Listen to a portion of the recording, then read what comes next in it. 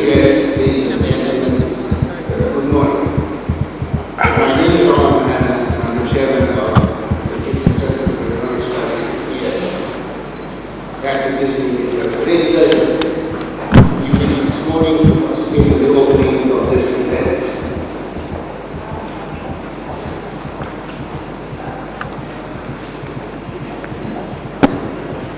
We were expecting Dr. Palestine to join us, but we just replacing her. Yeah. Is that the right understanding? Yes. Or she was sure? Kind of. No, she was not sure. Unfortunately. So let me start by explaining to you all on behalf of the ECES board, members, executive director, staff, and on behalf of a warm welcome to this event. Mr. Nicolas Pinaud, also the head of the Sherpa office and G20, G7 Sous Sherpa,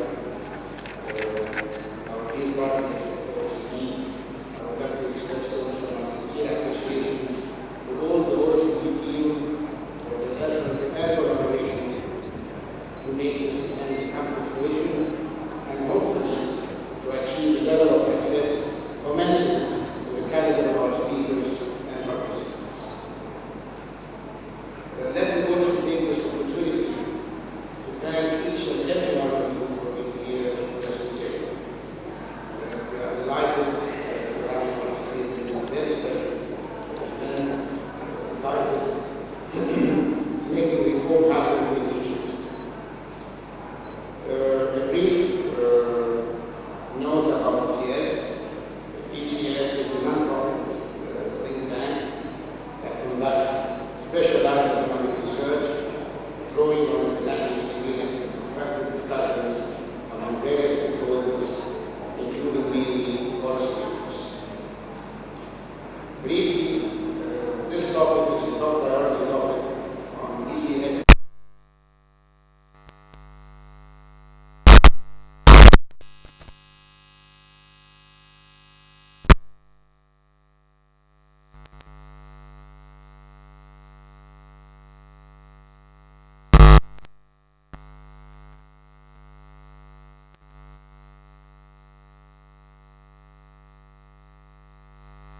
The Sherpa office and G20, G7 Sous Sherpa. Mr. Pinaud, the floor is yours.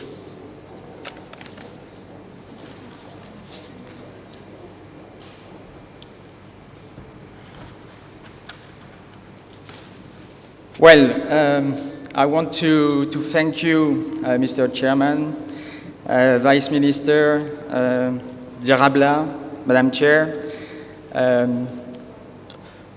It's a pleasure to be here and to represent the OECD in this conference. Maybe I can give you a bit of context on this conference, which actually is taking place in the context of the Compact for Economic Governance. And I want to thank, the representative of the German embassy, the Chargé d'Affaires, because all this has been made possible by the support of Germany, which actually launched this Compact on Economic Governance with the help and the support of the OECD in 2015. This was adopted indeed by the Deauville Partnership as a framework for reforms across Arab countries in transition, aimed at promoting good governance and a sound business climate as preconditions to boost inclusive growth. So the compact was designed not as a mere declaration, but rather as a sort of operational document, a sort of roadmap for reforms, if you will, to inform policy dialogue within the Deauville Partnership, in particular through a peer review and peer learning mechanism supported by the OECD.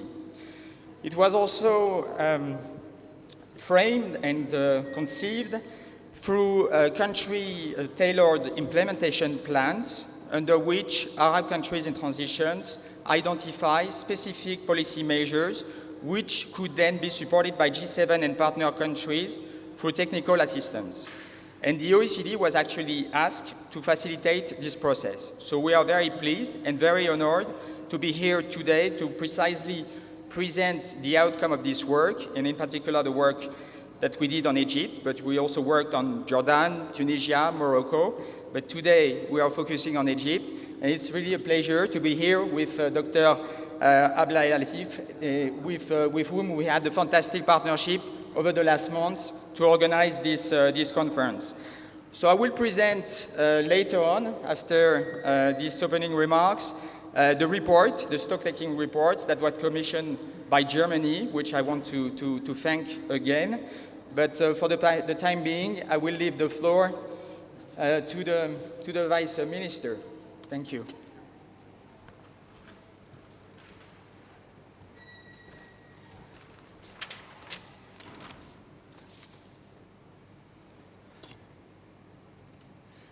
Monsieur Nicolas Pinaud, OECD Head of Sherpa Office, Mr. Omar Mohanna, Chairman of ECES, Dr. Abdel Latif, Executive Director of ECES, distinguished guests, ladies and gentlemen, good morning.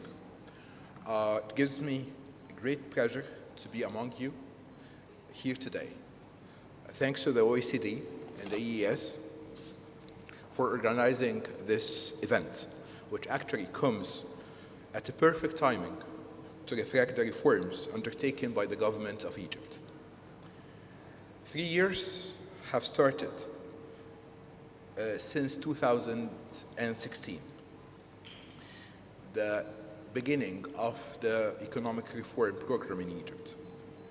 It is safe to say that it has bore fruits on the Egyptian economy on various fronts.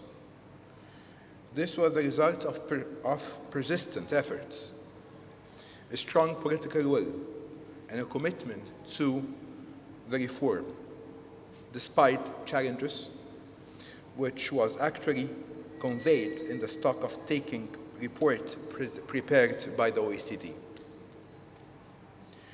I will start by briefly going through some of the main indicators that will reflect the success of the reform program.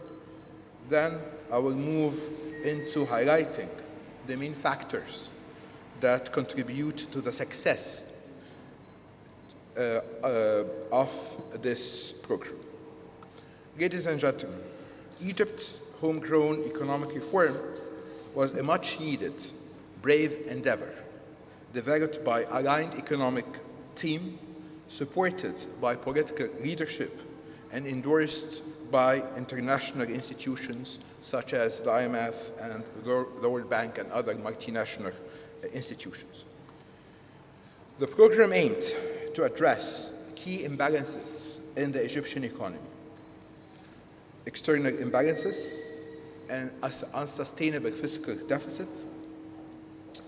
And the aim of the program is to achieve macroeconomic stability, which is key for sustainable and inclusive economic growth. Starting in 2018, the program objectives started materializing following the implementation of major reforms, serving to cure the chronic imbalances in the economy. The results were acknowledged by multiple upgrades from international rating agencies and positive reviews by the IMF. By comparing Egypt's economic position in 2012-13 and the current economic standing of today, we find that there is positive progress that has been achieved in different fronts. If we start by the macroeconomy, growth in Egypt reached 5.3% in the financial year 2017-18 and 5.6% in the quarter 3 of 2018-2019. This is the highest level in 10 years. This is compared to a growth rate of only 2.2% during 2012-2013, which is, by the way, it is short of the population growth. This means that actually at that time we had a per capita negative growth rate. However, let me stop here for a second and say something, that growth is quite important. However, the inclusive growth is very, very important. Of course, we do remember, especially Egyptians, we remember the growth rate of 7.1, 7.2% before 2011. But despite this growth, lots of criticism on the fruits or the trickling down effect of the growth in Egypt at that period. So it is very important that the fruits of growth is not only focused or concentrated on some group of people, but it has to trickle down to different groups and the whole Egyptian citizens. So the point of having inclusive growth, I think this is quite important, and this is something that, as we're going to see, that this is something that is being focused upon in the Egyptian economic program. Going back, so let's talk about unemployment. Unemployment has almost reached 13% in the period between 2011 and 2013. And then after that, with the reform, unemployment started to wane down, and it had reached a minimum of 8.1% in March of 2019. And again, we need to have some qualification here. Unemployment is a very crude figure. It is true that we have a decline in the level of unemployment, but at the same time, it is very important to concentrate on the decent job creation. It's not only employment, it is the decent job. This is something that we have to focus on. Because, as we know, we have, for example, we have lots of informality in Egypt, and this is counted definitely in the rate of employment. But this is something that we, in the government, with the help of different development partners and the private sector, we need to focus more on creating more decent jobs in the formal economy.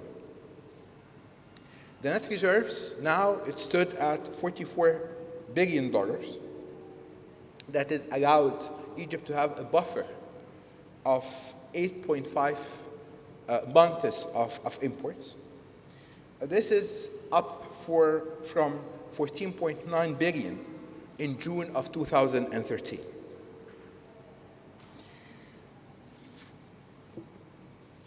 Again, the very important indicator, which is associated with the public finance.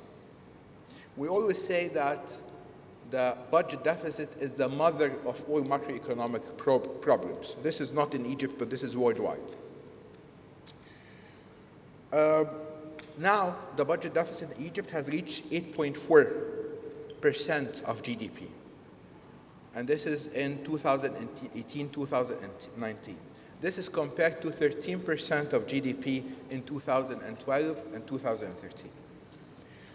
A very important also part of this reduction in the overall deficit is the achievement of a primary surplus of 0.2% in 2017, 2018. This is the first time in 15 years.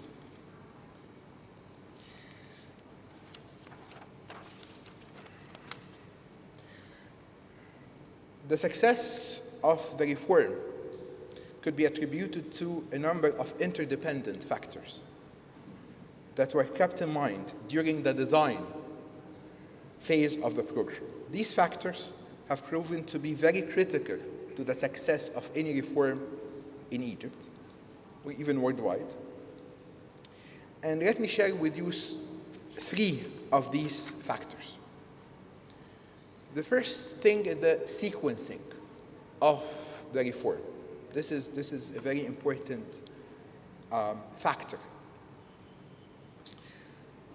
So the government of Egypt did not use a shock therapy in its reform, but it did its reform in a gradual way. So we have the flotation of the Egyptian pound in 2016. We have, even before that, we have the phasing out, with the start of the phasing out of the energy subsidy that started in 2014. So it is very, very important to have the right sequence of reform in order to increase the probability of its success. And this is something that was part of the reform in Egypt. The second point is the importance of the social protection. We always know that this is, again, in all the stabilization and reform programs worldwide and in Egypt, there is a cost.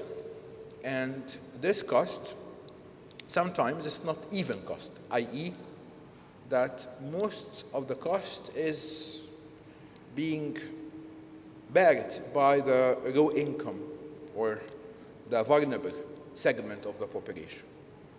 This is why an integral part of the reform is to have enough funds for social protection. So there is an increase of the funds for Takaful and Karama. We have the second Kareem.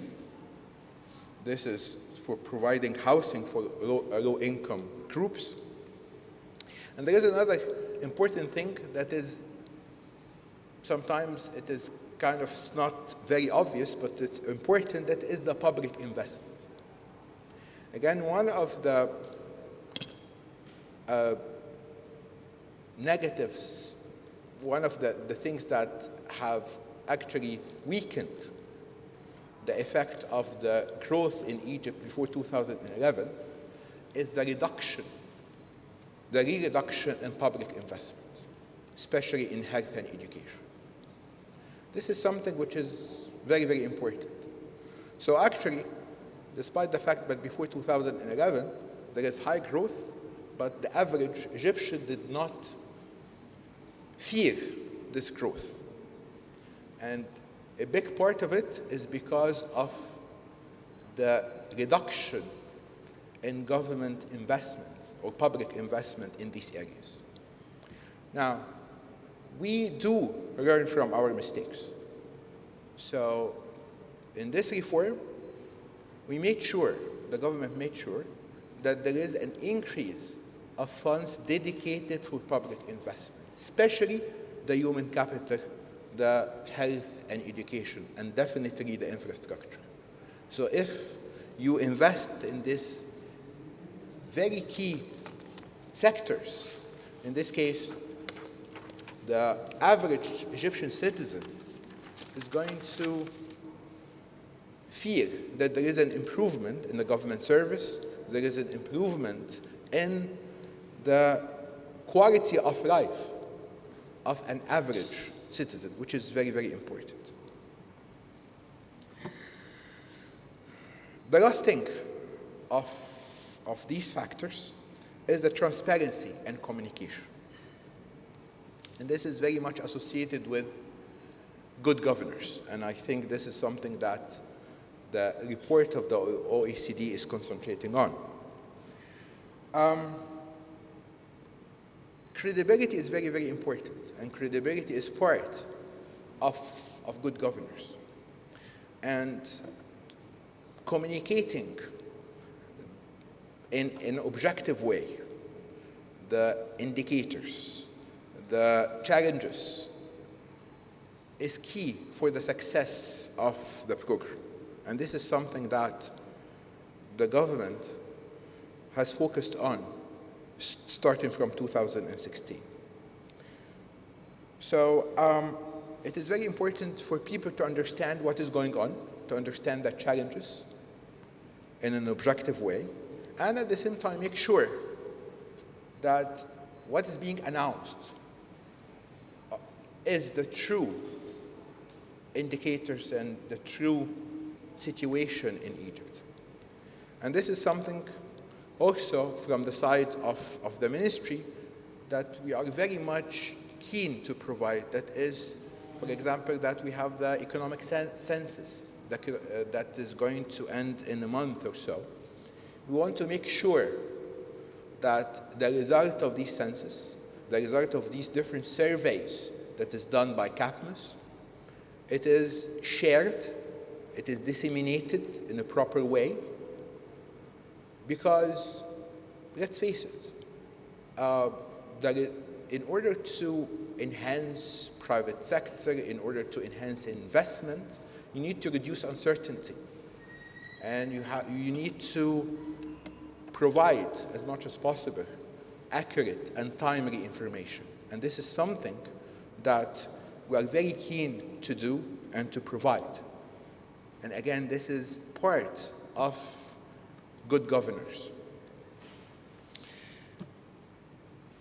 To conclude, Egypt's successful experience could be summarized as follows: a reform program that is highly timed, backed by a strong and determined political will, strengthened by transparency, while indigenizing social protection to mitigate the costs of the program.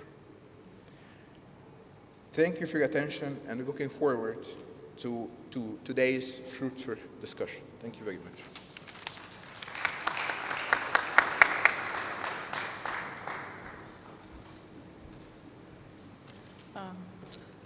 Thank you, Dr. Kamali. Good morning, everyone. Mr. Mohanna, Nicolas, there is something wrong with this mic. Do you feel echo in the hall by any chance? We're okay? All right. Okay, good morning, everyone, and I welcome all guests, the distinguished ambassadors, OECD, EU, everybody, colleagues and friends. After what has been said, I will not take long in saying the opening remarks. I just want to say a couple of things. One, when looking at Egypt's modern economic history, this is not the first time that we do reform. We have done reform in 1974. We have done reform in 1991, jointly with the IMF. We have done efforts for reforms in 2003, okay? We had the revolution in 2011, which was an indicator for the need for reform. And now we did the one that is in 2016.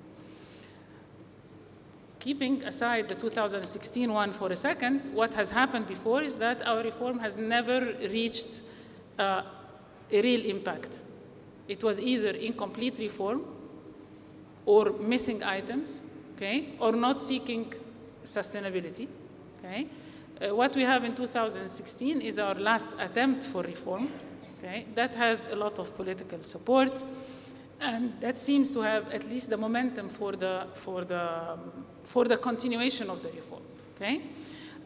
However, for reform to reach the implementation, and this title is really a very telling title, making things happen, not just on paper, but rather in reality, there are core issues that are a must because they are drivers of change, okay? And there is contribution by stakeholders that is also a must. And this is where OECD and ECES were exactly on the same page, okay? So the purpose of today's event is not just to discuss a report that was prepared by OECD, but rather to focus on the issues that will make a very big difference and without which the reform cannot really take place, okay? ECS is currently working very, very seriously, and I have my entire research team in the back table here sitting very politely like the hidden soldiers, okay? We are working very hard on the assessment of the reform. We've already done that, and we're going to complete it, and I do expect to have a very big report, actually a book, by the end of this year with a complete full assessment that I think is going to be very useful. The issues that we agreed upon with OECD to discuss and focus on today are three issues, and they are really the core of everything. One is the inclusiveness of growth, and it's a must. without which we are not doing the right thing, and it's definitely not going to be sustainable. The second one is the transparency, okay? Transparency of the public institutions, and this is a small term that encloses also the institutional reform, the governance, which are key issues, again, without which you cannot do anything. And the third one is the business environment, because we need to encourage investment. And we're talking local investment even more than the foreign investment. Foreign investment will not come if the local investment does not come. So we are focusing the 3 sessions on this. The second and last point that I want to make, that we made sure that in every session, we are actually having the following representation. The government saying its point of view of things, the private sector, because it is at the heart of the implementation of whatever reform, and then the civil society. If you do not have these 3 together, you do not have all the stakeholders, and you cannot do anything yet. So I hope that it's going to be a lovely day for you, and I invite my colleague Nicolas from OECD to have a brief presentation of the report. Thank you.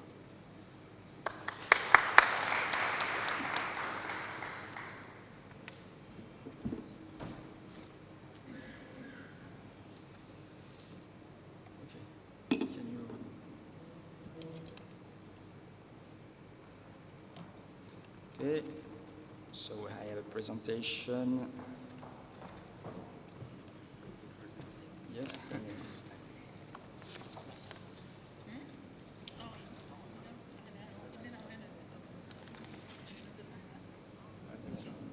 Yes, that's the one.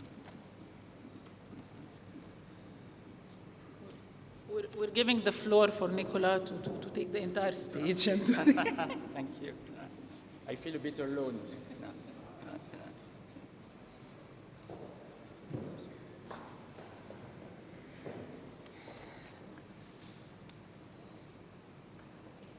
Okay. So it's there. Okay, very good. So thanks very much. I will present as an appetizer, so to speak, to the discussions during this conference, our stock-taking report on Egypt, which was sponsored by the German authorities. So, like I said, this report fits into the Compact on Economic Governance.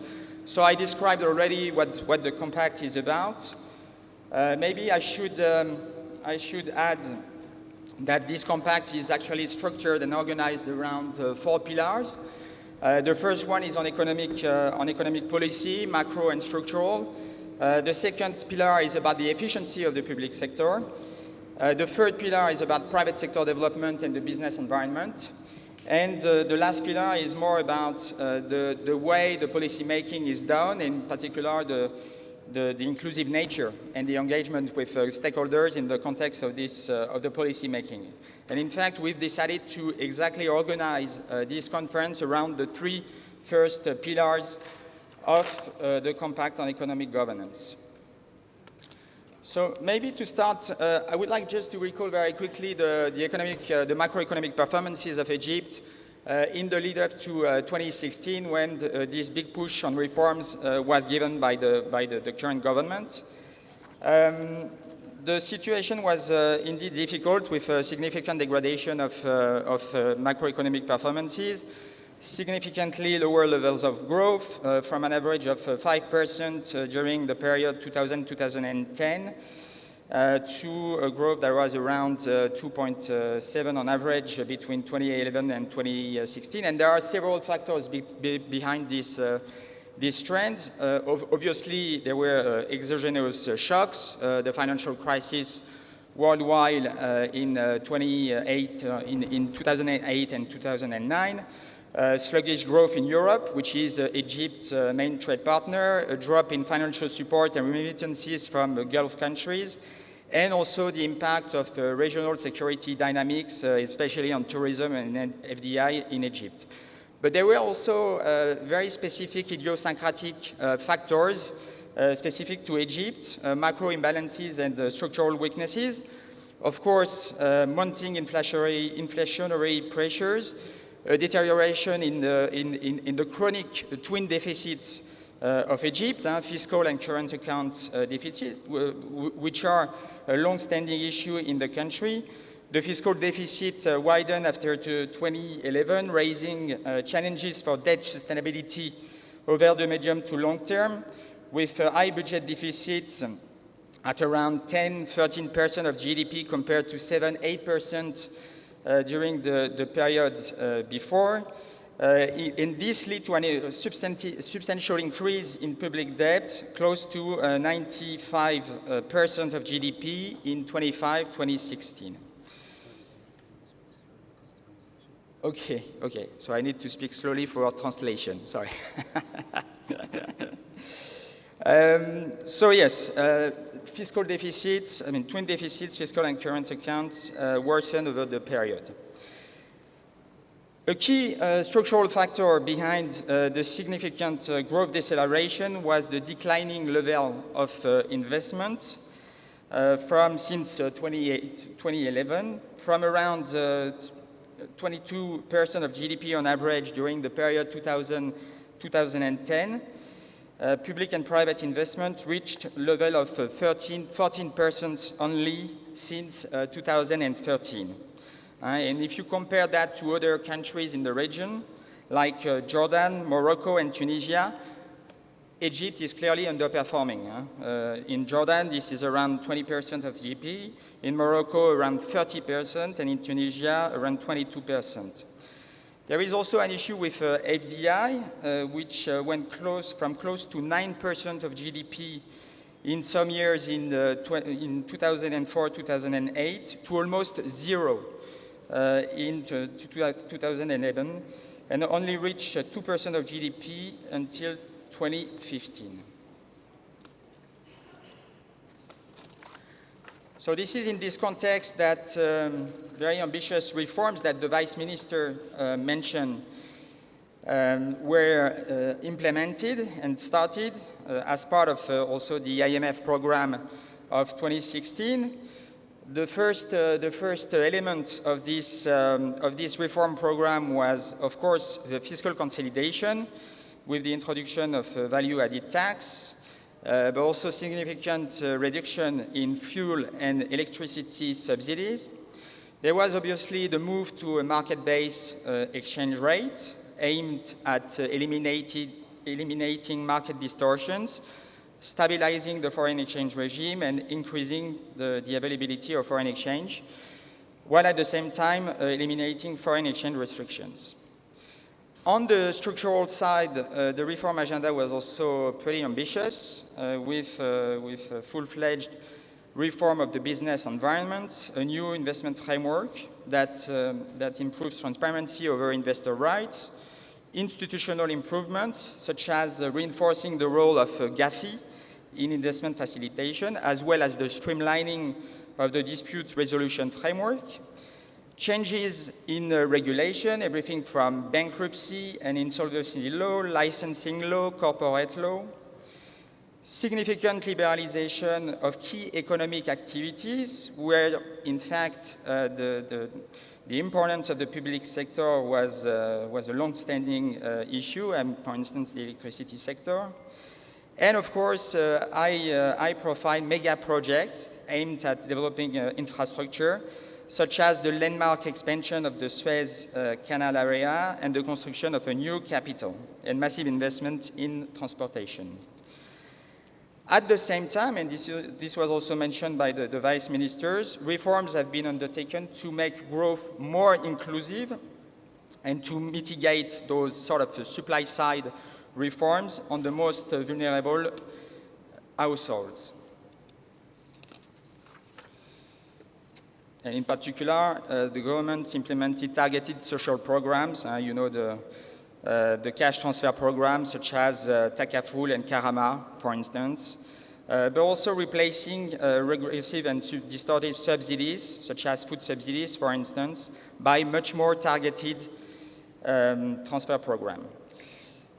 So what are the sort of outcomes of those reforms? In fact, what we see is that reforms are starting to bear fruit and to deliver concrete results.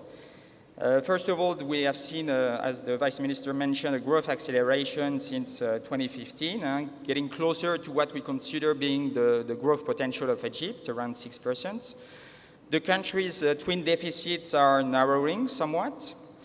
Inflation also is subsiding. And we saw also an increased market confidence in Egypt, which enabled the country to return to the international sovereign debt markets and to raise financing on international markets. Unemployment is also on the way down. It's now below 10% from 12.5% in 2016. But as Abla mentioned, the challenge is not only about macro stabilization, but this is really about making this macro stabilization really sustainable and durable over time. So for that, the government, this is one of the recommendation of the report, to really focus on the structural priorities now of the economy. We, in fact, identified three key priorities. The first one, indeed, is to make sure that this growth is inclusive, and I will get back to this in a minute. The government should also focus on improving and enhancing the transparency and efficiency of the public sector. And the third element is, of course, to continue reforming the business environment to give an impetus to private sector development. So when it comes to inclusive growth and trying to engineer a more inclusive type of growth, we need to take into account several issues that the Egyptian economy is facing. First of all, the issue of job creation, which has always been Egypt's a key challenge for Egypt, even in period of high growth. If you look, for instance, at the period between 2000 and 2010, where you had spikes in growth, especially between 2005 and 2010. In fact, unemployment did not drop below 9%. And afterwards, it reached about 13% in 2013. So this issue of unemployment has always been very salient.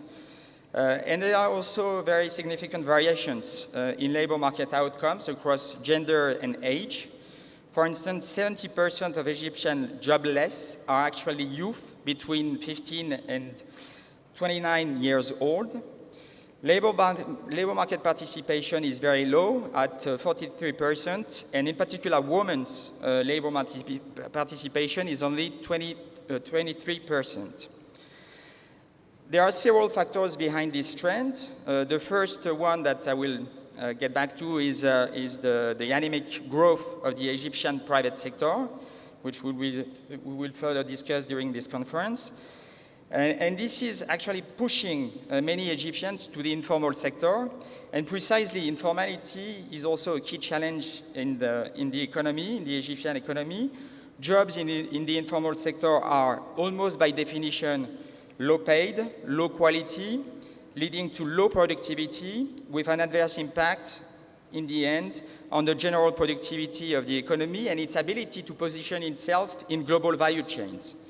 So there is a sort of a vicious circle of informality, low productivity, low growth that needs to be broken. There are other factors behind these labor market issues, which is, of course, the dynamic supply of labor with a very young population. There are 700,000 new job seekers every year in the Egyptian labor market. So, and the economy is not generating enough jobs to absorb this labor supply. And there are also relatively high levels of public sector salaries at a low skilled level workers, and this is creating a sort of a reservation wage compared to the private sector. Education is also a big issue. Obviously, there have been significant improvements in access with universal primary school, but at the same time, there is an issue with the quality of education And when we look at the average years of schooling of population above 25 years old, it's only 7.6 years, which is below comparable countries, countries with a comparable level of development to Egypt. So there again, Egypt has probably some potential to improve those educational performances. Skills development beyond school remain also very underdeveloped. In particular, the level of skills and training provided by Egyptian firms remain very low by international standards. There is obviously the issue of the rising poverty, and if you look at the chart on the slide, as you can see, poverty has been on the rise, reaching almost 30%. And it's almost reaching 60% in rural Upper Egypt. And this is a bit puzzling because if you think of the size of and the cost of social programs in Egypt, it's around between 6 and 9% of GDP. The impact on poverty remains fairly limited and should be probably normally higher and more effective. So it really shows how somehow ineffective social programs in Egypt remain. And so there is an issue of effectiveness, equity, and targeting there that needs to be further addressed. And the government is obviously working on that. There is obviously a need to further advance. So these are the recommendations on the labor market, but this will be further discussed today.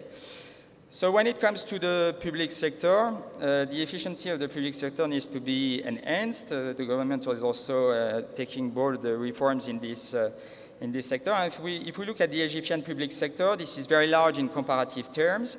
It has continued to expand since 2011.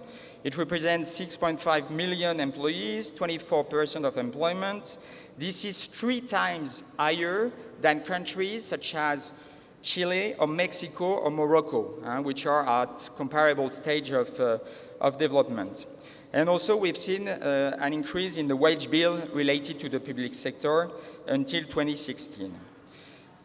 We also observed the absence of a modern public employment framework with adequate incentives, which is a major factor behind the poor quality of public services and limited government effectiveness.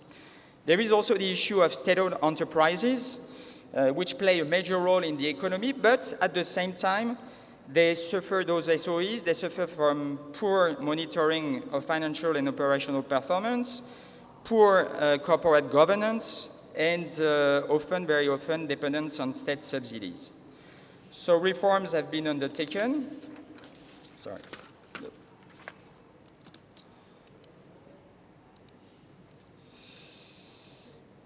Sorry.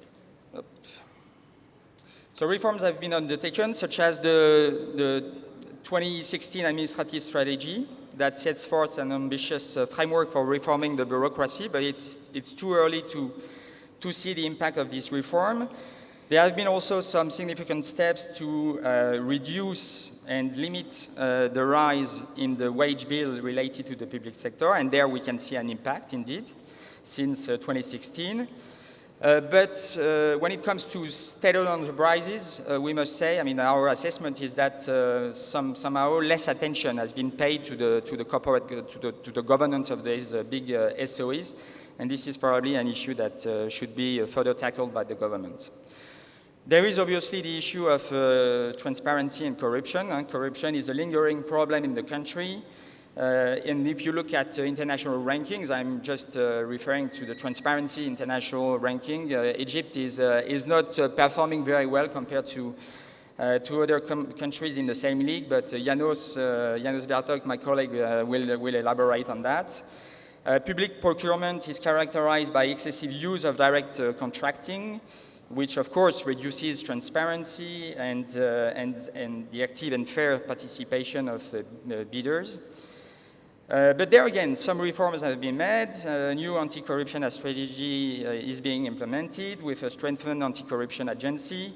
There is a new public procurement law that has been recently approved to enhance transparency, reduce direct contracting, and reserve 10% of public procurement to SMEs. So this is going in the right direction. Tax revenue is also a big issue with a narrow tax base in Egypt. Tax revenue remains below 15% of GDP in Egypt in 2018. This is again below comparable countries. It's 22 in Morocco, it's 23 in Tunisia, and in OECD countries it's around 34%. Tax evasion remains high. It's estimated at 4% of government revenue.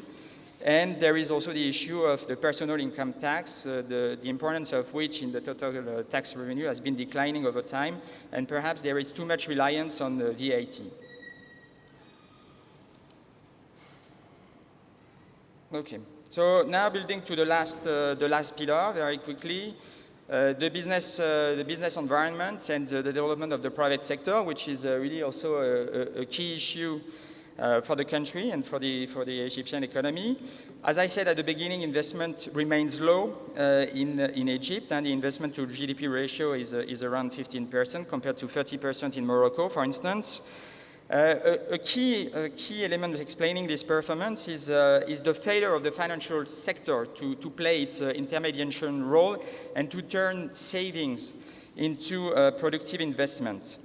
And at the same time, most probably, I mentioned the role of SOEs in the economy. The development of the private sector is somehow constrained and impeded by the importance of the public sector and government ownership in the economy.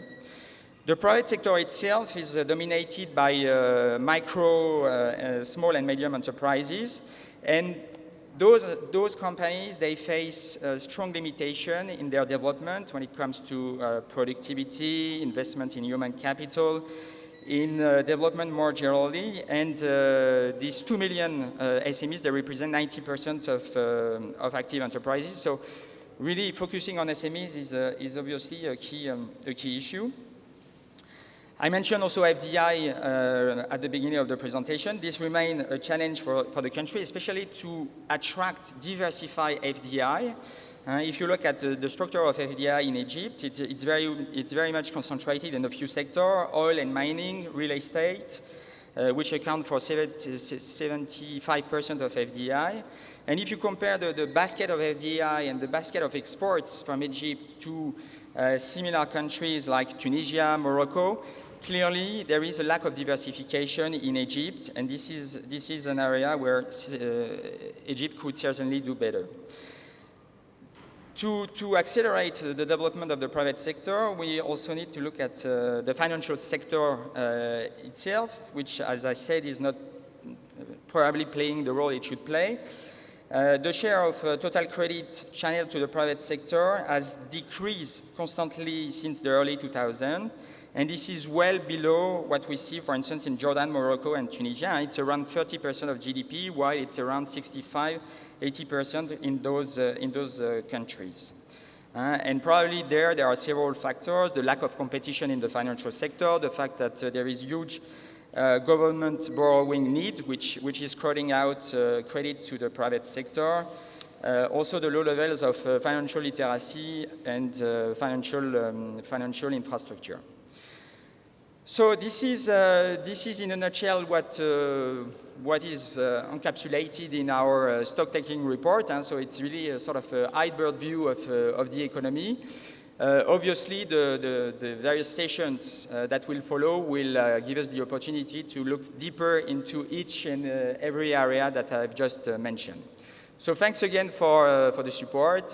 Thanks again to ECES and Abla for the opportunity to present this report. And happy to continue the conversation during the conference. Thank you very much.